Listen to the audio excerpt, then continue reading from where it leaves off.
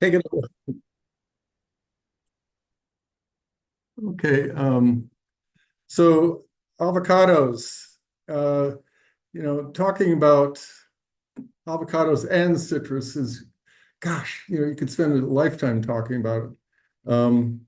So I've sort of broken this into avocados and citrus, and there's an overlap, of course, in the practices. So there may be some redundancy, but hey, that's all right.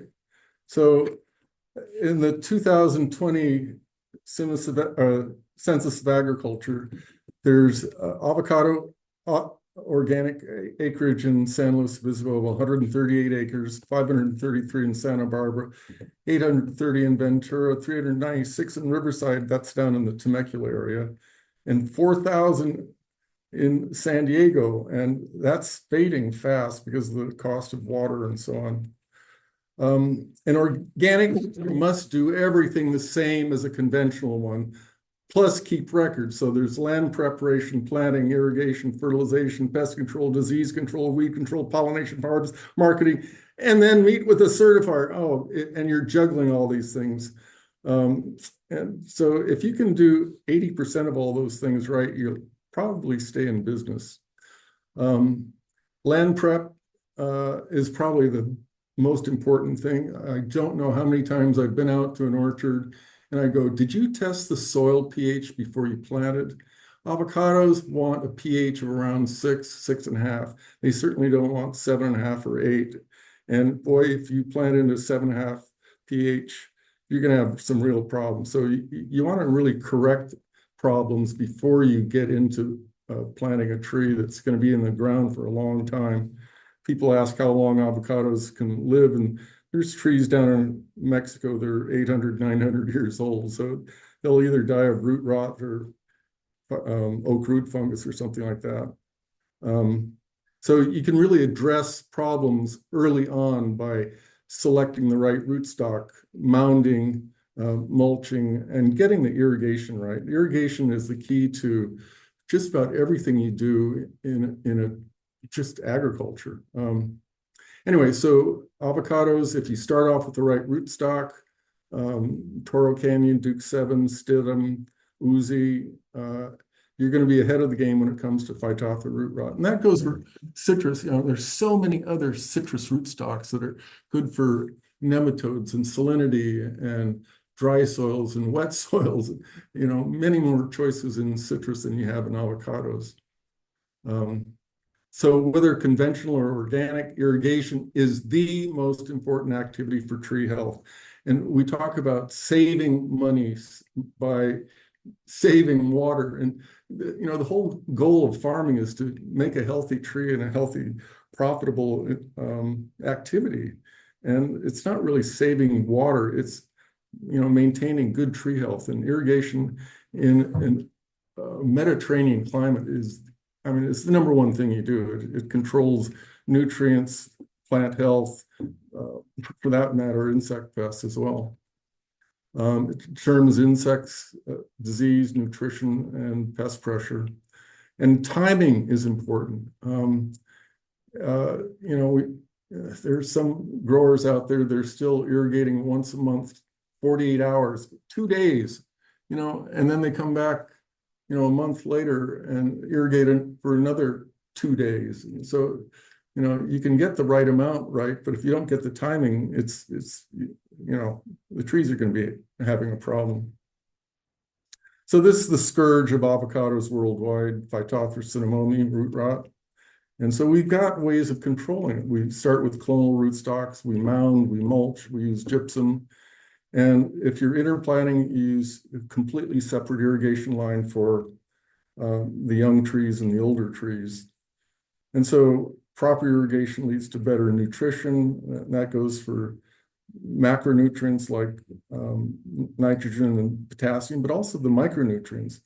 A wet soil leads to iron deficiency and, can induce problems with zinc deficiency as well. Black streak, this is a problem in avocados. It shows up in irrigation management problem orchards. It's a it's a mild disease, but it looks horrible. It looks just ghastly. And in a young tree, it'll kill it. You know, a tree under 3 or 4 years of age, it'll kill it. But black streak is a Botrispharia fungus, and it's an indication of amount and timing of irrigation. I'm saving water. No, you're killing your tree. Bacterial canker, it's another one of these diseases that looks pretty horrendous, and it's a symptom of irrigation management. And as soon as you start irrigating right, those cankers just disappear. Botrispharia, this is a common problem. We call it salt and pepper syndrome. You see dieback that shows up in a mature tree, especially after Santa Ana conditions that blow through. You'll see this just pop up all over the place. And it really is under irrigation. And an older tree, it just looks bad. In a young tree, it will just continue to, the fungus will grow down and grow right to the root and kill the scion. So the 2 to 3 year old tree is really susceptible to Botrisphaerias. These are all also called stem cankers or bud cankers. Okay, weed management or cover cropping, if you want to call it, on fairly flat ground. This is a really good way to control weeds. It's also a good way to control dust. Dust is exactly what mites like, brown mite and Persea mite. They thrive in a dusty environment because it slows down biocontrol agents. And a nice cover crop is a really effective way to control the mites that come with dust. Unfortunately, both composts and mulches are somewhat labor intensive.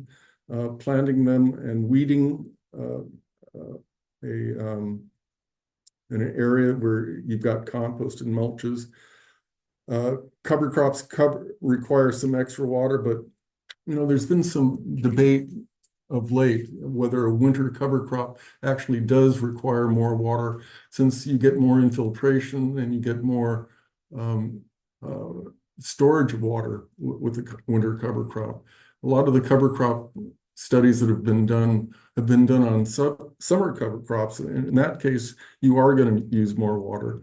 So if you can use a cover crop as a winter cover, it's going to add organic matter, it's going to improve infiltration, it's going to improve aeration.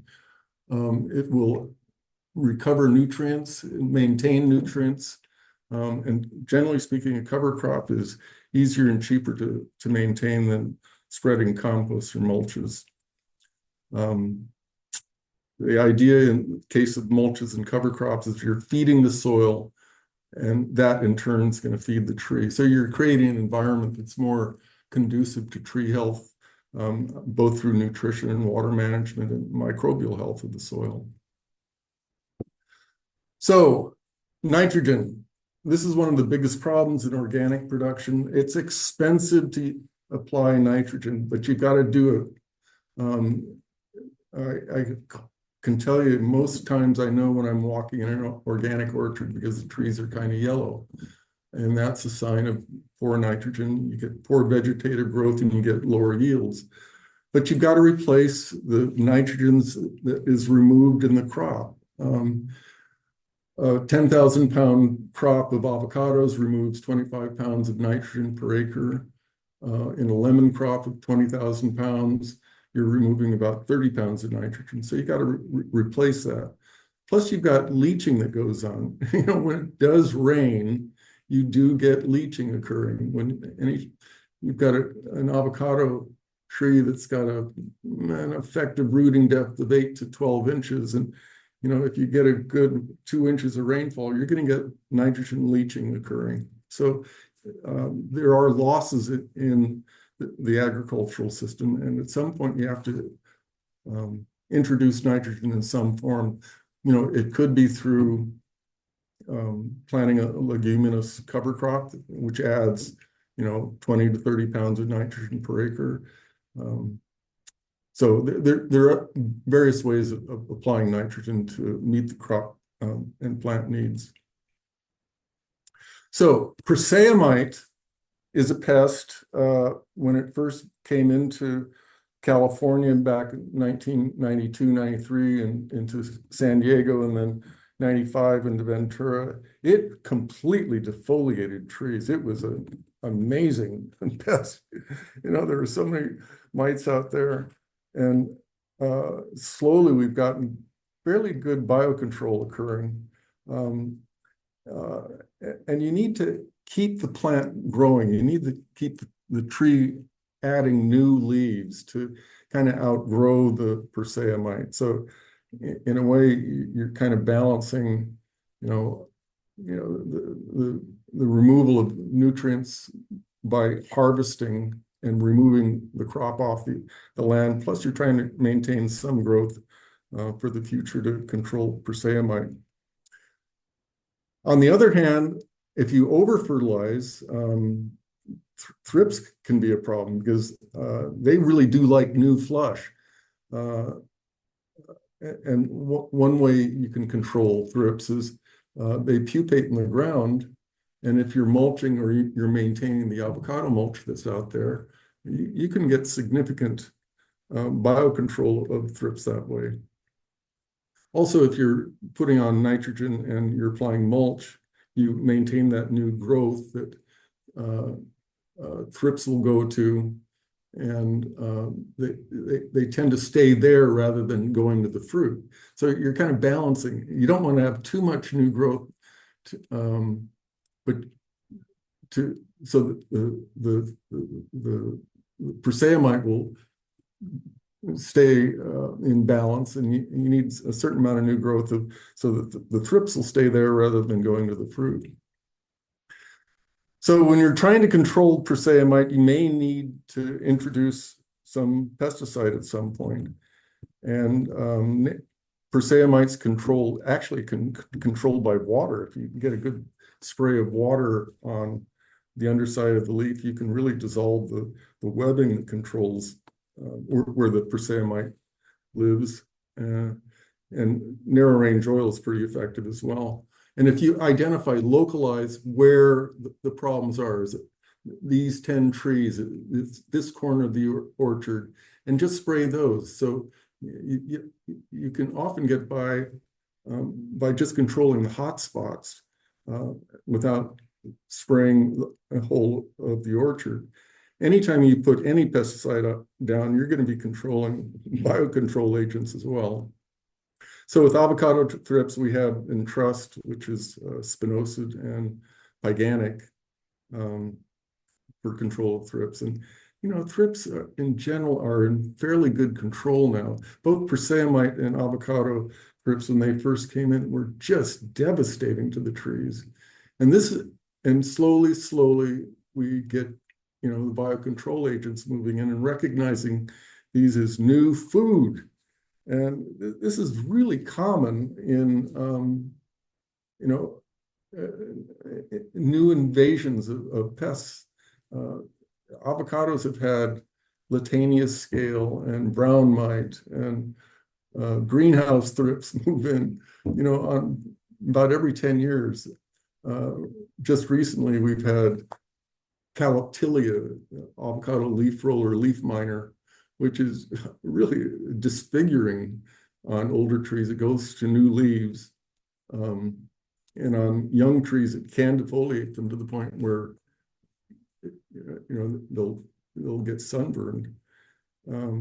So that was moved into Ventura here about 3 years ago, and moved into San Diego about almost 10 years ago, 8 years ago, I think. So it's been pretty much limited to the close coastal area. It doesn't like hot weather. Okay, so avocados with their low nutrient removal, they have a lot of leaf mulch, and that leaf mulch is persistent. I recently did a study where I tagged leaves, and a year later, you could still find those leaves. They do not decompose. And this is one reason why foliar applications of nutrients don't work very well with avocados. You can get some nutrients into brand new leaves, but once they harden off at all, they get waxy and water and nutrients just flow off them. So in the old days, back in the 1950s, the University of California used to recommend 200 pounds of nitrogen, urea, 100 pounds applied in the winter to let the rain wash it in and wash it through. And the avocados and citrus, for that matter, are quiescent. They don't go dormant, but they go into what's called quiescence. They just are not physiologically very active, and they don't take up nutrients very well. And then apply the other 100 pounds in July, and that's really an ideal time to apply nutrients to the soil for uptake through the roots. But then 100 pounds is way more. The tree can't use that amount. And so a lot of that would get washed through. So in general, most avocado growers can get by with about 50 to 80 pounds of nitrogen applied per year in some form or another, whether it's feather meal or fish emulsion or calcium nitrate or something like that. There's 25 pounds of nitrogen in a 10,000 pound crop. So if you're getting 20,000 pounds, last year, growers in Ventura, some people were getting 35,000 pounds, and you got to feed that. I mean, that's a lot of fruit that was coming off, hauled off and sent to grocery stores. And so that's got to be replaced. Nutrient management is typically the hardest in organic systems because the cost of organic nutrients is more expensive than synthetic. And it's harder to control the release. Organics take a little bit of time to break down. In general, though, a lot of the organic nutrient studies that have been done were done in Kansas and Illinois and New York and Wisconsin and Minnesota, where the soils are cold. And so they do get a very, very slow breakdown of organic sources of nutrients. Whereas in California, especially, we have moist soil where we irrigate, and we got warm soil. So organic breakdown is relatively rapid. 6 to 8 weeks, sometimes 3 months, you get most of the nutrient release from organic sources. So in California, we do have slower release coming from feather meal, but we do have quite a bit of breakdown that does occur. And here's kind of a reflection of what happens. So you have a slow release of general organic matter in the soil. 2% organic matter per acre works out to about 40,000 pounds of organic matter in the soil. And if you figure that's 10% nitrogen, that means you got 4,000 pounds of nitrogen in the background slowly being released. And then if you look at an added fertilizer, it's kind of is released fairly rapidly and peaks and then declines. If you incorporate a cover crop, that in itself peaks and declines. And that release may not be in conjunction with what the plant crop demand is.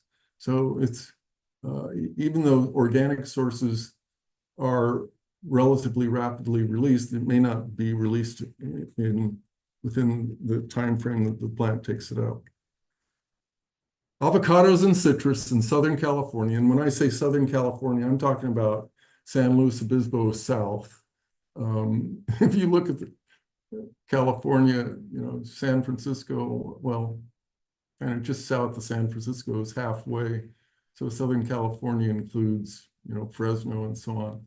So I'm talking about, where avocados are grown along the coast and then pretty much in the San Joaquin Valley for citrus.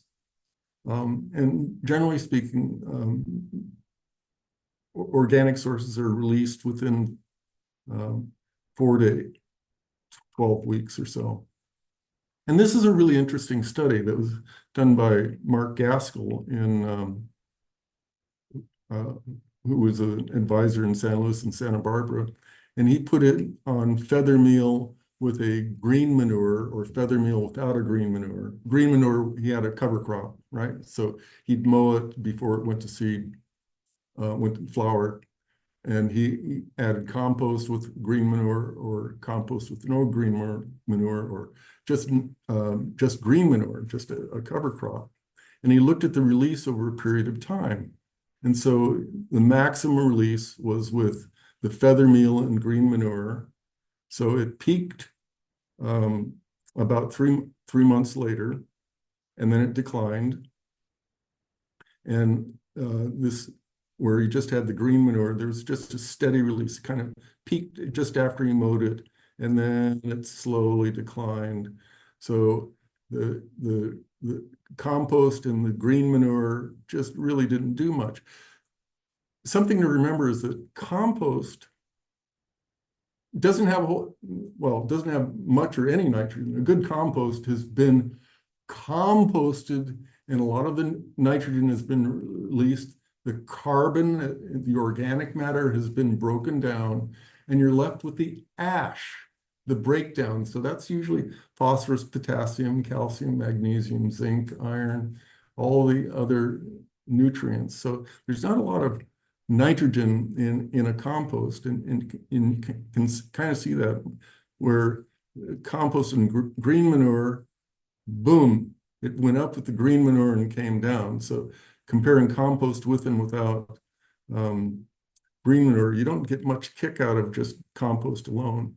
And compost, needs to be incorporated. It shouldn't be applied just to the surface of the soil. This was done in a study with vegetables, and it was actually incorporated. Compost does not make a very good mulch. In fact, it's a very expensive mulch, and so it should be incorporated if you're going to get the maximum benefit from it. This is another study that was done by Tim Hartz and Mark Gaskell, where they looked at the release rate of nitrogen, what's called the mineralization rate, from different materials: pelletized poultry manure, guano, pelletized guano, fish powder, fish meal, and blood meal, and at different temperatures. So they put these in an incubator at 59 degrees and 77 degrees. 59 degrees is more representative of soil decomposition. And so after 8 weeks, 2 months, about 21% was released with pelletized manure, whereas with the seabird guano, which was a powder, has more surfaces to break down. About 60% was released. So this is fairly true for all these organic sources. About half to 70% is released at soil temperatures. The interesting thing was they looked at the cost per pound of available nitrogen, and you can see that as some of these materials are running at $2 a pound for available and up to $22 a pound for the fish powder. When this study was done in 2006, urea was running at about 40 cents a pound of actual N. So it's considerably more expensive. Organic sources are considerably more expensive. So it's good if you can build up a system of maintaining organic matter so you don't lose it, so you can get that slower release nitrogen that comes from a mulch, using a cover crop that can reduce loss of nitrogen. And if there's a legume included, it can add nitrogen. And also, there's probably 10 to 20 pounds of actual N that can be recycled from the air by soil microbes, by bacteria and cyanobacteria that can actually fix nitrogen, free living bacteria. Most of the organic sources are less than 10% of a given nutrient, and they typically cost 10 to 100 times more than synthetic forms. So a lot of organic growers are cutting corners. It's expensive, so they put less on than the actual tree needs are, than the actual uh, crop requirement is. And so generally speaking, organic yields are lower because of the lower nutrient applications. But in looking at, you can't just look at nitrogen. You're looking at everything that's going on. The irrigation management is the most important thing you do. And nutrients are taken up with the water into the root, up through the leaf, and into the fruit. And maintaining that irrigation and timing is critically important. Putting on more nutrients than the tree needs, for example, in most cases, there are very few documented low phosphorus in tree crops in California. Now, that doesn't mean phosphorus is not required. It's just that we have fairly young soils, and the soils are relatively rich in phosphorus. And these trees have got these mycorrhizal associations, and the fungus is out there absorbing phosphorus and zinc and other nutrients from the surroundings and feeding the plant in exchange for carbon. And maintaining the proper water content is often, if you start off with a high pH, 7.5 with avocados, you're going to have problems. But if you over irrigate, or if we get a lot of rain, that can lead to iron deficiency symptoms. And the only way you're going to correct it is by correcting the irrigation management. So organic matter sources, compost, mulch, cover crops, all improve soil microbial activity. They improve infiltration to various degrees. They improve root health, and they can have effects on pest populations. So both Perseamite and, once a leaf that's infested with Perseamites on the ground, it becomes a food source for things that are crawling around on the ground. And that's true for thrips as well. So maintaining cover crops, so you got sweet peas in the distance and mulch in the foreground. Here's an example of a grower that was growing citrus and using multiple sources of organic matter to feed the soil that's going to feed the crop there. So organic matter has many benefits. It feeds trichoderma, gliocladium, penicillium. A lot of these are pathogenic on pathogenic fungi. It's trichoderma is quite effective. I've seen armillaria, which is oak root fungus, on both citrus and avocado. You find the roots, you find a dying tree, and it's just covered with trichoderma. This blue trichoderma that is feeding off of the armillaria. And the same goes for roots that are infested with Phytophthora root rot. So introducing organic matter introduces an environment that is supportive of beneficials. So I did 10 years of introducing gliocladium and penicillium and bacillus beneficials into orchards that had Phytophthora cinnamomi root rot. And we had mulch or no mulch. And wherever I applied these biocontrol microbes, if there was no mulch, they would not get established. You needed the organic matter there to support them. And wherever I had organic matter and I didn't apply these things, they would come in on their own. So you create the environment and they will come on their own. So, going out and buying microbial inoculants uh, is not very effective, because there's already, if you don't have the right environment, they will not be supported. If you have the right environment, they will come on their own.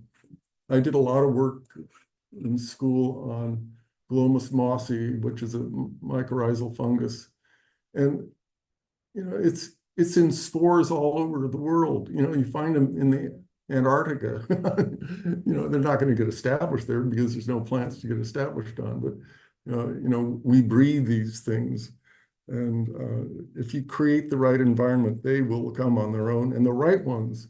So if you hear about something that, oh, it's adapted to desert conditions, and you're on the coast, well, the coast is not the desert conditions. It may be droughty, but there's already something there that's occupying that space, and trying to displace it with something else that might be better, works in the lab or in the greenhouse, but it doesn't work out in the field. So the benefits of mulches: they give us weed control, moisture conservation, disease control, and pest control. They can import weeds. There's an organic grower up in Ojai that brought in a bunch of mulch into his Valencia oranges, and suddenly he had Bermuda grass everywhere. And boy, once you get Bermuda grass into an organic system, it is hard to get out. When it rains, and when we had 2 years of back-to-back 40 inches of rainfall here, if you have mulch out, it will keep the soil wetter. And if you have frost problems, it will keep the soil colder.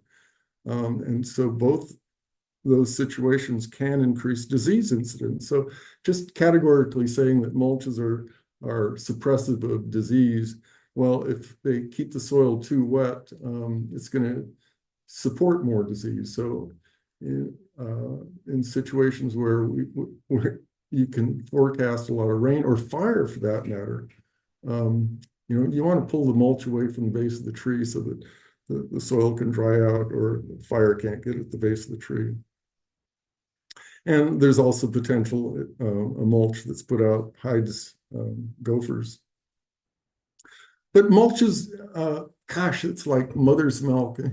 In general, adding organic matter to a system is good for that system. So we looked at over a 3-year period, different mulching regimes where we put on 1 inch, 3 inches, or 6 inches of woody mulch. And over time, the EC increased somewhat, electrical conductivity, but that was primarily nutrients that increased.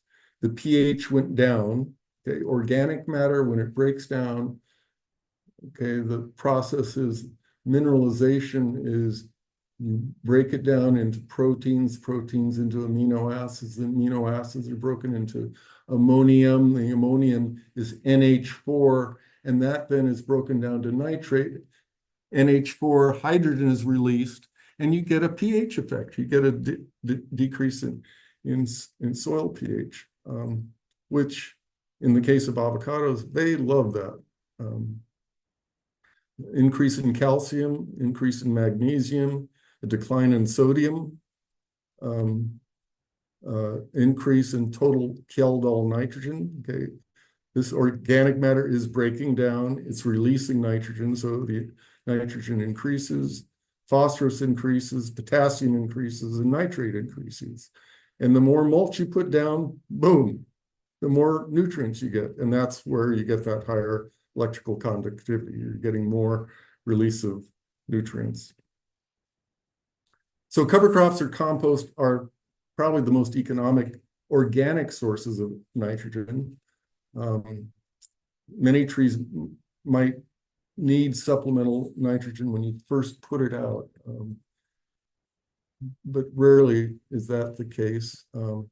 It increases. One of the problems with these organic amendments is that there's all kinds of sources. They're bulky and hard to put out. You get different truckloads coming in. Some are grassy and some are woodier, and some break down faster than others. So, it's really hard to control the quality and uniformity. One of the best things to do is, you see tree trimmers out there, Caltrans, they're pruning right-of-ways, and that's good wood that's being chipped, and that is great stuff to put out into an avocado orchard. Other organic nitrogen amendments like feather meal, guano, liquid fish, they're more consistent, usually easier to put out, more concentrated as sources of N. And then some of the liquid fertilizers like fish, vitamin, which is a soybean. You got to watch out for some of these because they can, if you're injecting them through the irrigation system, a lot of times they'll clog the system. So you got to be attentive to how you're using that. Many conventional growers are using mulches and cover crops as well as synthetic fertilizers at the same time. So they're kind of merging both worlds. They're getting the benefits of organic matter, plus you're getting the kick that you get with the synthetic fertilizer. In 2020, the average cultural costs were about $3,000 per acre for a mature avocado orchard. The water was the crazy thing. There's some people paying $100 an acre foot and some people paying $3,000 an acre foot. You just can't stay in business with that price. About 10% of the cost of production was spent on fertilizers. Now, a lot of these are solid fertilizers, so you have to add the cost of spreading the labor costs. And it's really crazy. I was working with a grower the other day. Usually the more concentrated the nutrient, so like feather meal runs 12% nitrogen. And when you go for mixed fertilizers, so feather meal, chicken manure, bone meal, potassium sulfate, which would be a 10-8 or something like that. Usually those mixes are much more expensive than the concentrated forms, but boy, the concentrated, there was one which was a 10-8 and one was an 8-3-7 or something like that. And when you looked at the value of the nitrogen, it was about only 2/3 of what the feather meal was. So you really got to shop around for these things. And it's not true just of organic nutrients, but the same thing goes for urea and calcium nitrate and potassium nitrate and so on. It's, you really have to shop around to find some of these better deals. So, citrus. There's down in San Diego, there's still about 3,000 acres of organic citrus. In Ventura, there's about 1,500 acres. Tulare has about 800 acres. Riverside still has about 600 acres of organic citrus. This is as of 2020. Some people are converting. It's hard. It's usually easiest to do any conversion to an organic practice is if you start fresh, you start with the right rootstock and variety, you correct this pH. If you have issues of heavy soil, you mound the right spacing, you clean up the Johnson grass and the morning glory and the gophers. If you go into it and you've got purple nutsedge, oh my gosh, you're going to be fighting that for the lifetime of the orchard. So you really need to clean up these things before you plant.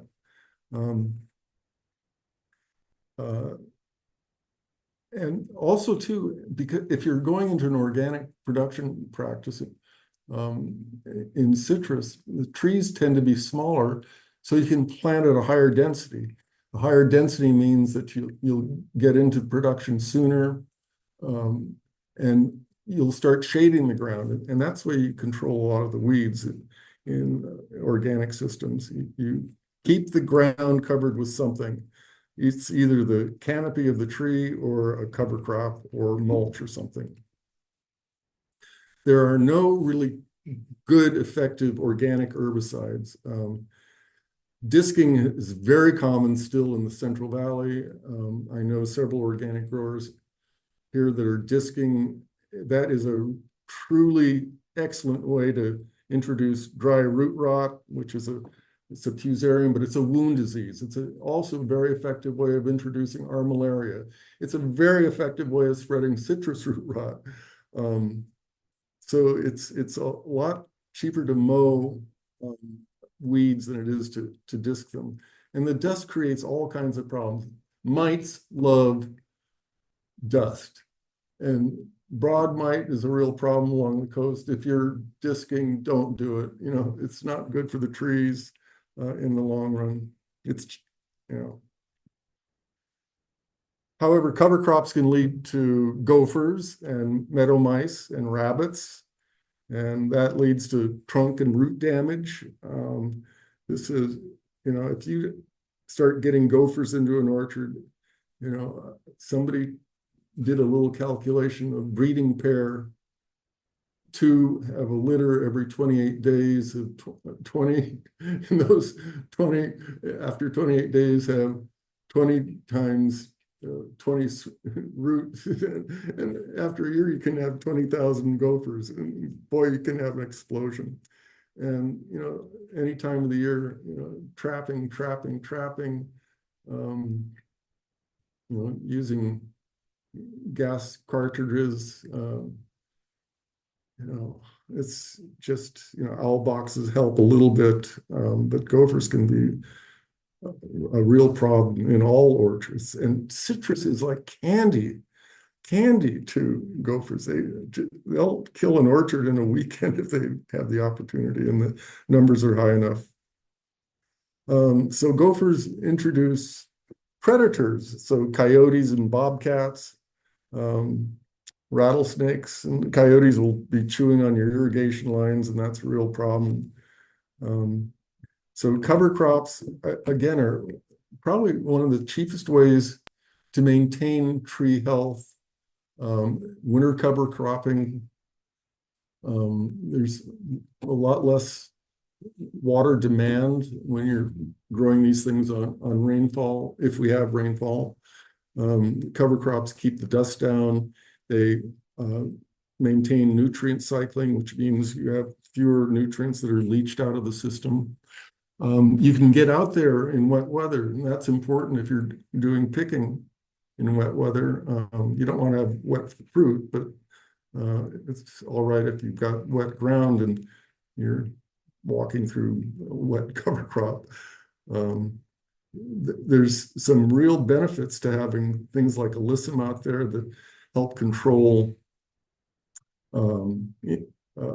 Argentine ant by way of promoting hoverflies that are out there helping control things. It's cooler in the summer. They provides erosion control, it improves infiltration, and certainly in a winter cover crop, you might essentially improve the water situation in the soil. But the drawbacks are they can increase fire hazards if you let it go too far into the late spring and summer. It does increase possibility of freeze damage by having a cooler air temperature. Workers can trip over it. Rodents are attracted to it. Predators that are attracted to the rodents are out there. Snails can really find a harbor in a cover crop. They can get into the trees. If you have something like vetch, boy, they love to get into the trees. And so that then becomes an avenue for snails to get into the trees. And if you've got a summer cover, it does require more water. In many tree crops, scale, mealybugs, aphids, thrips, and leaf miners are less of a problem in low nitrogen trees. So these all are looking for high nitrogen trees. You know, these are phloem feeders that are going after the sap. And so the more nutrients there, the more likely it is that they'll go for them. So it's really, it's not entirely a problem if you've got a low nitrogen tree, because you tend to see fewer of these insect pests. However, if you're dealing with mites, which is a problem with coastal lemons, you tend to see more with the nitrogen stress trees. So you need to keep some growth going on. And that's true for Persea mite as well in avocado. Pruning, I hadn't mentioned that.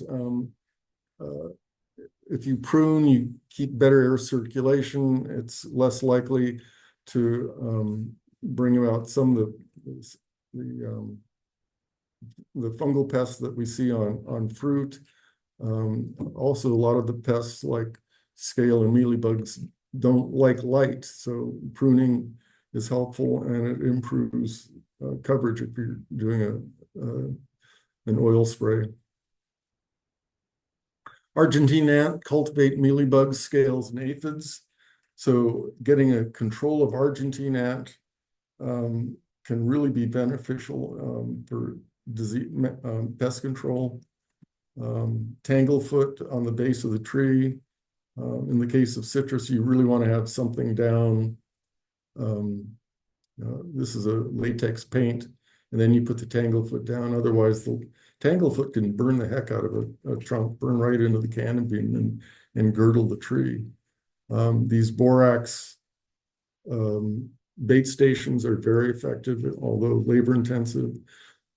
Just recently, the alginate hydrogels have been approved by Department of Pesticide Regulation, and you can mix the hydrogels with pesticide like borax and sprinkle it out over the orchard. The alginates are, break down into carbon dioxide, so they don't hang around in the orchard. And you mix it with a sugar bait, and the ants just haul that borax back to the hive, the nest, and they die. For snail control, there's iron phosphate and copper bands. You can do a copper paint that is effective as well. So here's a little story of organic Valencia grower up in Ojai. If you know Ojai, there's more rocks than soil up there. And he was on a slope, a slight slope, and he had virtually no soil after many rains. He just had rocks. So he said, oh, I'm going to plant cover crops. And boy, in the first year, that really did retain the overland flow of water and soil, and the trees looked better. But within a year, he had gophers and snails up the wazoo, and the gophers were just, I don't know how they would navigate around all those rocks, but they were starting to kill the trees, and snails were in the trees, and they were chewing on the fruit. And so he got weeder geese and chickens. And boy, that cleared up the snails real fast. The chickens got fat, and the geese, and he was selling the chickens as organic chickens and making some money off the chickens. You can't do that any longer with food safety issues. But anyway, this was back about 15 years ago. And he got a Jack Russell Terrier. And boy, that Jack Russell I went out there once, and we were talking in the orchard, and the Jack Russell Terrier would boom, drop a gopher, and about 15 minutes later would come back, and boom, there was another gopher. And it was amazing. But then the Jack Russell Terrier got tired of hunting for gophers and started running after the chickens. So the grower tied a tether ball around the terrier and slowed him down so the chickens and geese could get out of the way. But then the coyotes came in and attacked the chickens. And the poor chickens were being decimated by the coyotes. So he got a Queensland healer, and those controlled the coyotes. It was amazing. He said that I never saw it, but he said the Queensland healer would roll over, play dead, and the coyote would come over and start smelling it, and the Queensland healer would grab the neck of the coyote and kill it. So that's the story, and I'm sure it would lead to other problems later on. Farming is a never-ending problem, or challenge rather. So, are there any questions? None. Oh, no. Are you using composted mulch or just chip material? So anytime you go through a composting process, you lose organic matter. Okay, but if you're worried about weeds, and I would be, if you don't know the source of weeds, if you're taking material from a city where they got, backyard stuff going into the mulching process, I would compost it for at least a month to 2 months. We did some work on mulch piles at a landfill where we put different diseases and pests and weeds at different depths in piles that were 6 feet high. And virtually everything was killed within 2 weeks, except for tomato seeds and palm fruit. And then there was a little bit of stuff that survived on the outside of these piles. And so if you turned it once, you'd probably get 99.9% of anything. So yeah, it depends on the source of the mulch. If you're taking tree trimmings from, Western Tree Service, I wouldn't worry about it. But if you're getting urban yard waste, yeah, I would worry about it. You mentioned white latex paint and copper paint. Are those things your organic certifier allows? Yes, thank you. Make sure the organic certifier approves whatever you are putting on, the latex paint or the copper paint.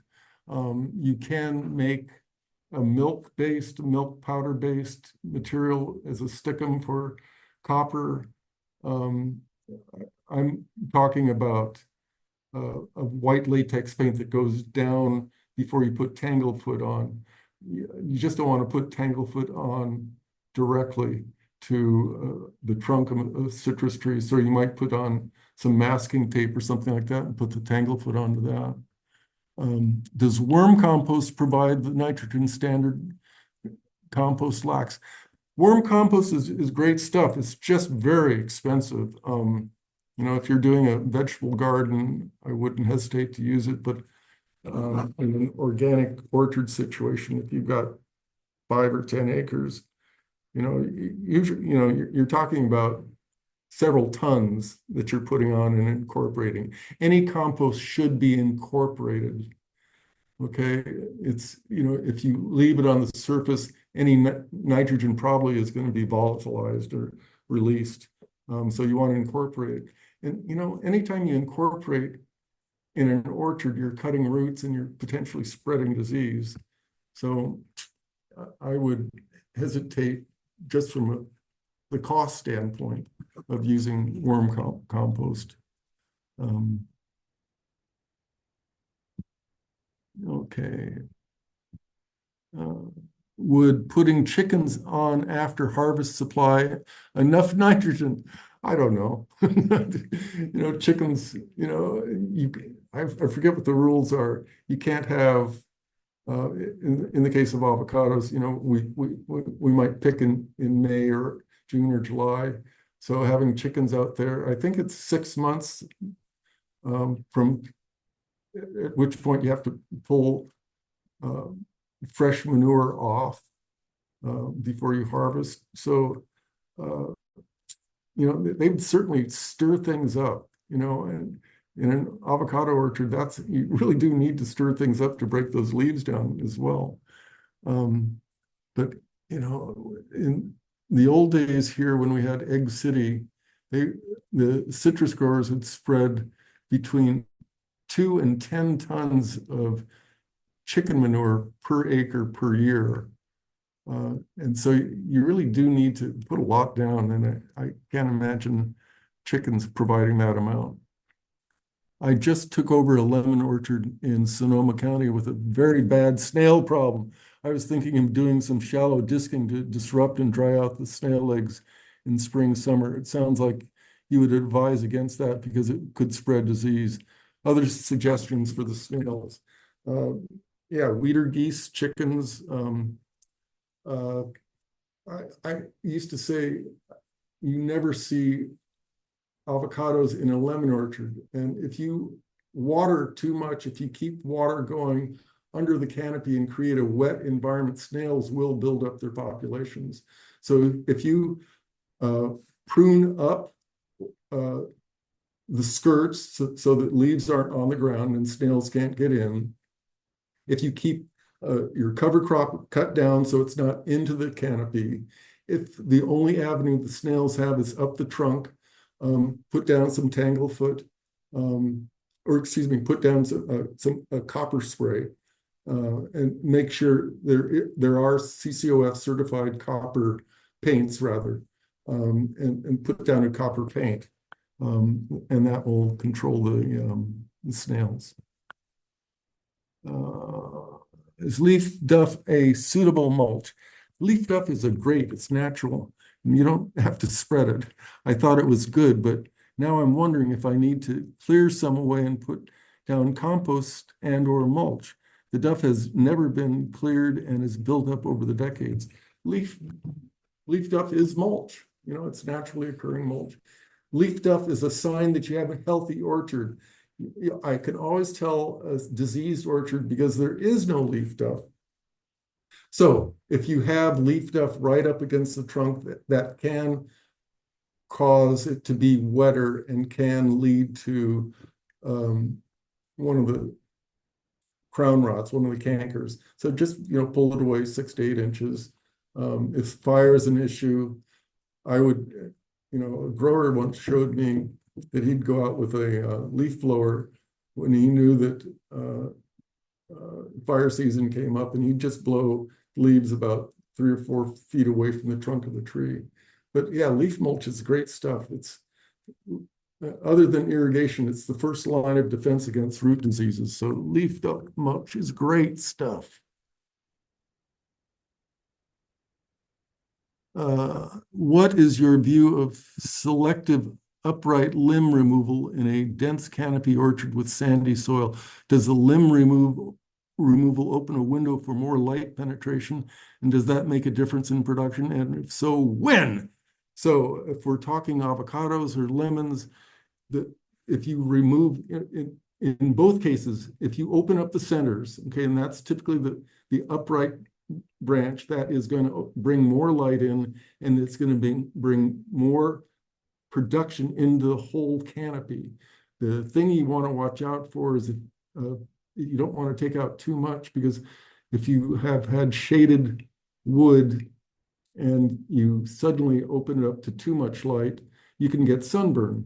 And then you want to paint it to prevent sunburn damage, or put whitewash on.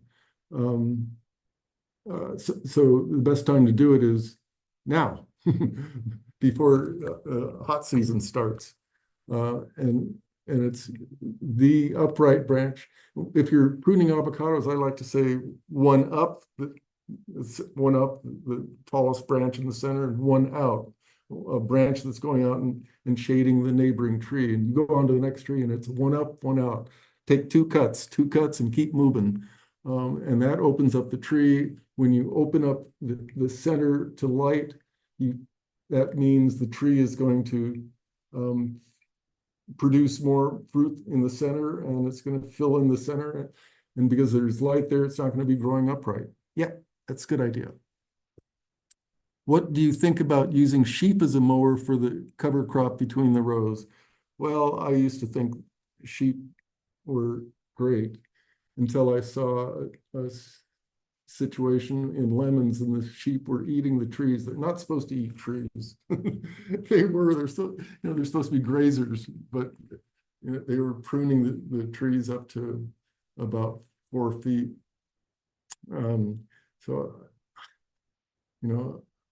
if you can fence them off, you can put in electric fencing and keep the sheep back. That'd be a good idea.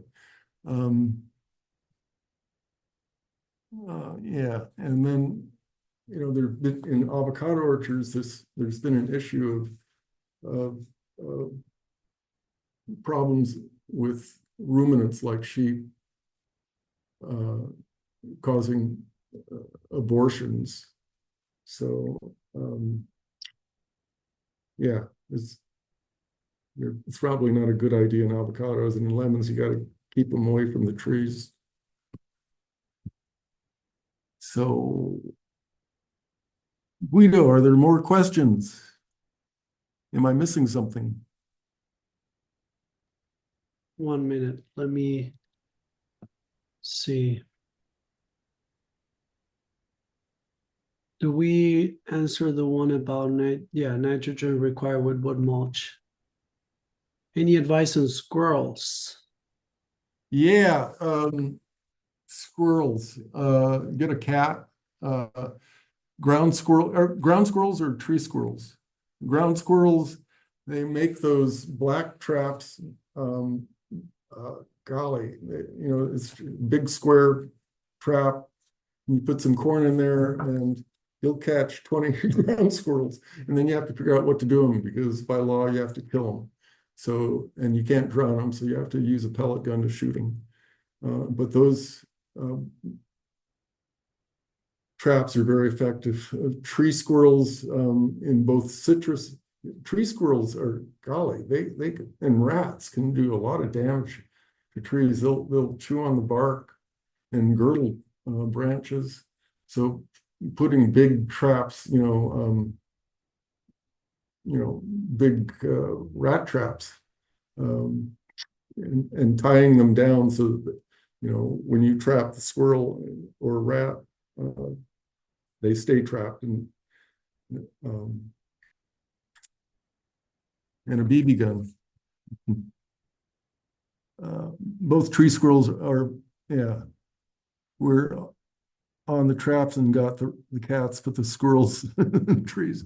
Yeah, using one of those big rat traps can catch squirrels.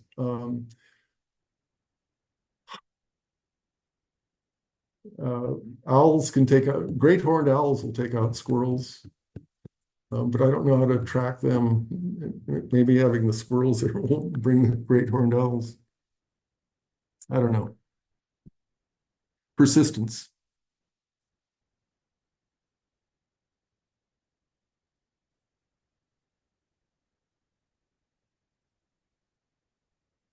So I've got questions. I mean, how many attendees to this are brand new growers? How many are new to organic production? I'm putting that out to the whole audience. Do we have 1 new grower, 10 new growers, 100 new growers? Yeah, if you can put it on the chat, that'll be great. I see people are raising their hands as well. I don't know if they're, I think they're trying to tell us they're new growers. I mean, anyone new to farming is going to have a challenge. I mean, anyone who's been a farmer has a challenge. Something new all the time. We had that little bit of rain in January. Well, there's a lot of new avocados that have gone in replacing lemons. It's amazing. The lemon market's been terrible for about 8 years now. And so slowly, a lot of avocados are going in both in Ventura and Santa Barbara and San Luis Obispo. They're starting them off on two-line drip,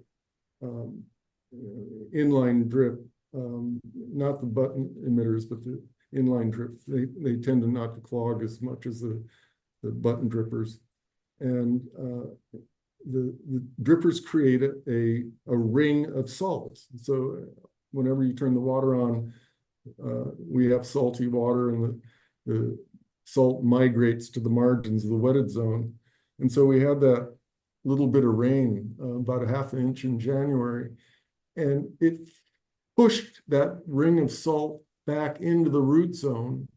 And we had some damage to trees. People had forgotten to, when that happens, when we get the, rain, it can push salt back. So if you got a drip system, you should run your irrigation line at the same time as it's raining. It doesn't make any sense, but that salt damage is well known in the past, and it was really common in, for example, almond trees, which a lot of young almond trees started out on drip, and then they started having problems, finally went to micro sprinklers.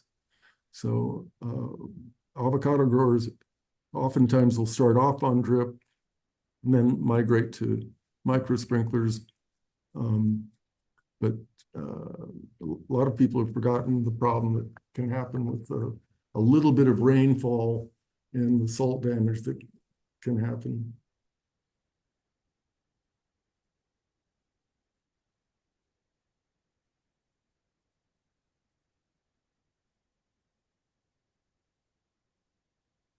Any other questions?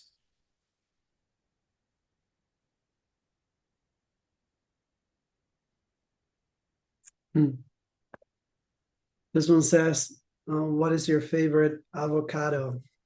Ha! A ripe one. Nabal is great. Reed is great. I was at a meeting, workshop once, and I had a whole bunch of avocados laid out. And MacArthur was there, and these two people came by and they said, "Oh, that's my favorite." And MacArthur's kind of a bland avocado. And so it's sort of like, what is it you grew up with and what you're accustomed to? I've got a friend whose partner just loves bacon avocados. Bacon's kind of a mild avocado. But if you add enough garlic and salsa, you can jazz up any avocado, I think. The avocado I'd prefer never to see again. It's not the avocado, it's how you treat it. When you go to Brazil, they add sugar to avocado. And I just don't, I don't eat a lot of sugar. I just don't eat a lot of sugar. And so to add it to avocado just seems it ruins it. Any tips for growing avocados in the Bay Area? There are frost-tolerant varieties: Bacon, Susan, Sultano, Martin Grande, Duke 7. Oh, Duke 7 is a great little avocado. There's at the train station in Reading, or Red Bluff, there's a Duke in the parking lot, and it's been there since 1950 or something like that. So it's gone through a lot of cold weather, and it's a small fruit, but it's a good tasting fruit. But the Bay Area is not that cold. I've got a friend in Richmond who's got a gem avocado, and it hangs on the tree for 2 years before it's mature enough to eat. And he's normally got 2 or 3 different fruit settings on his tree. The tree's not too big. It's only about 12 or 15 feet tall, but it's doing very well. And it supposedly can handle more cold than a house can. GEM. is the variety.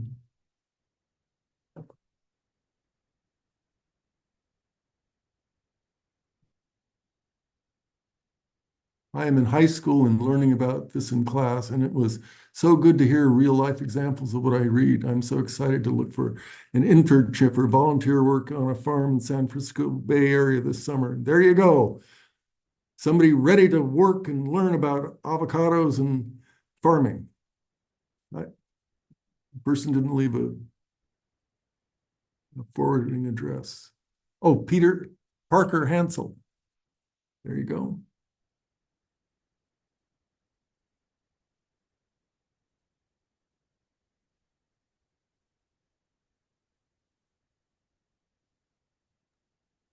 All right.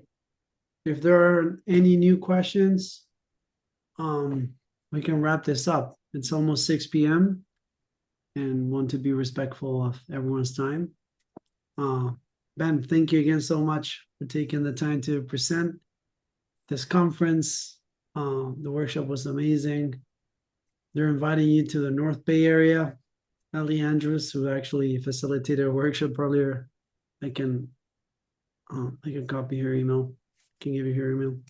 Anyways, thank you, Ben. Thank you all for coming. There's many more workshops to come. So yeah, have a good rest of your day.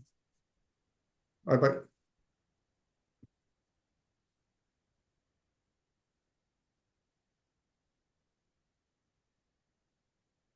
See you, Guido.